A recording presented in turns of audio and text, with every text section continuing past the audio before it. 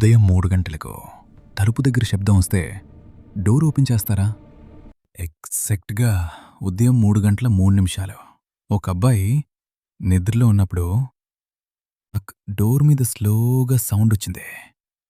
అతనికి ఫస్ట్ అది డ్రీమ్ అని అనిపించింది. కానీ మళ్ళీ సేమ్ సౌండ్.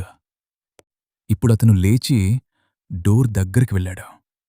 హార్ట్ బీట్ ఫాస్ట్‌గా, చేతులు కూడా కొంచెం షేక్ అయ్యాయి. స్లోగా డోర్ ఓపెన్ చేశాడు. బయట ఎవరు లేరు. సైలెంట్. టోటల్‌గా సైలెంట్. అతనికి భయం పెరిగింది. డోర్ క్లోజ్ చేసి తిరిగి రూంలోకొచ్చాడు. కానీ విండో పక్కన్నుంచి ఇప్పుడు సౌండ్ డోర్ నుంచి కాదు, విండో నుంచొస్తుంది.